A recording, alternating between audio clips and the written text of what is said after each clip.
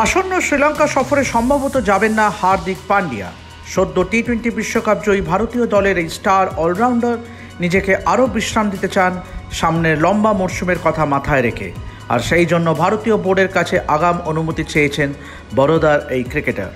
গতকালই নিজের শহরে ফিরেছেন হার্দিক। ঘরের ছেলে ফেরা নিয়ে স্থানীয় মানুষের উন্মাদনা ছিল চোখে পড়ার মতো। বরোদা ক্রিকেট অ্যাসোসিয়েশনের তরফ থেকে হার্দিককে হুড খোলা বাসে ঘোরানো হয় শহরে। নিজের সেই ভিডিও সোশ্যাল মিডিয়াতে পোস্ট করেন হার্দিক।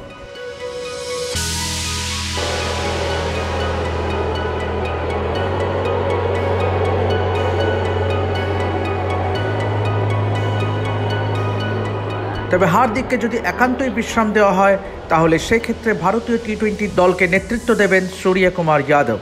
প্রসঙ্গত এর আগেও টি-20 ফরম্যাটে নেতৃত্ব দিয়েছেন স্কাই। ইতিমধ্যেই বিরাট কোহলি, রোহিত শর্মা এবং রবীন্দ্র জাদেজারা এই ফরম্যাট থেকে অবসর গ্রহণ করেছেন টি-20 বিশ্বকাপ জেতার পর। জসপ্রীত বুমরাহকেও বিশ্রাম দেওয়া হবে বলেই শোনা যাচ্ছে। এখন দেখার এদের অবর্তমানে নির্বাচকরা কাদের সুযোগ দেন। তবে একটি রিপোর্ট অনুযায়ী ভারতীয় দলের নতুন হেড কোচ গৌতম গম্ভীর নাকি বিরাট কোহলি, রোহিত শর্মা, রবীন্দ্র জাদেজা এবং জসপ্রীত বুমরাহ চারজনকেই 3 ম্যাচের একদিনের সিরিজের জন্য দলে দেখতে চান, যেহেতু শ্রীলঙ্কা সিরিজের পর 6 সপ্তাহের বিশ্রাম পাবে ভারতীয় ক্রিকেটাররা।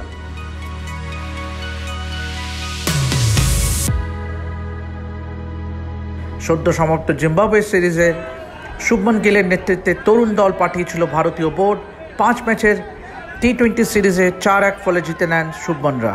অভিষেক শর্মা, যশস্বী জয়সওয়াল, রিঙ্কু সিং, সঞ্জু স্যামসন এবং শুভমন স্বয়ং সিরিজে নজর কাড়েন। মনে করা হচ্ছে এই 4 জনকেই শ্রীলঙ্কা সফরের জন্য 3 ম্যাচের টি-20 সিরিজের দলে রাখা হবে।